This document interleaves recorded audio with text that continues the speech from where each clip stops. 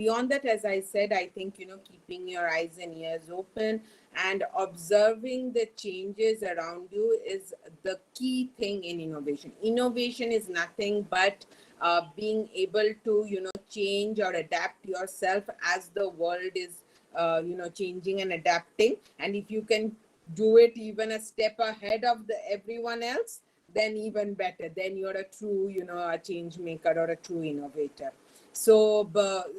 And that is across sectors. So it's all about, understanding what is happening and around you, and also understanding that, if this is happening, then what could be the probable next step and what do I need to do for it.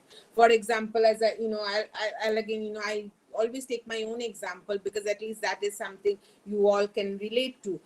You can, because you see me in front of you. So sustainability now has, in these last 2-3 years, I think, become a much bigger word, especially post COVID. It took a COVID for us to realize that we have to be kinder to the world as well. We realized, what a mess of the world and society we are all making. So 7 years back when we started Twirl, sustainability, the word was there, but it was considered a very niche segment. It wasn't a very popular segment. However, today we are moving towards a world where sustainability is going to be considered like a core in all kinds of things, all organizations. And now, even if they're not sustainable, they're trying to talk about sustainability. So now, but we started, as I said, working in it when it was considered a niche segment. Yet we believed in it, and we are passionate about it. So that, if you look at it in itself, is a kind of being ahead of the curve. Being able to sort of visualize that today you might think this is a niche segment, tomorrow this is going to be a more important segment. So that tomorrow may be the next day, maybe 3 years later, maybe 10 years later, but you can see it. So I think having that idea, or being able to understand these things, is also important. But most importantly, as I said, you have to keep yourself aware of what's happening around you, and at least that much is needed, if nothing else.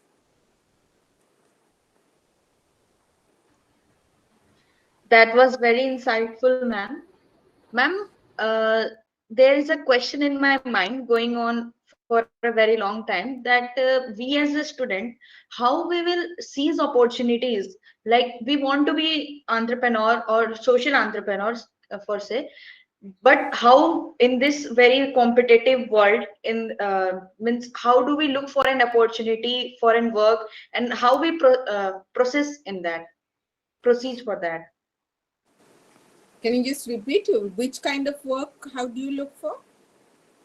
Ma'am, we aspire to be entrepreneur, many of Okay. us. So, Yeah. ma'am, how do we means, for being an entrepreneur, how do we seize opportunities, or how do we find opportunities? I was asking for. Right. I don't think, entrepreneurship is one of those things that you can think your way through.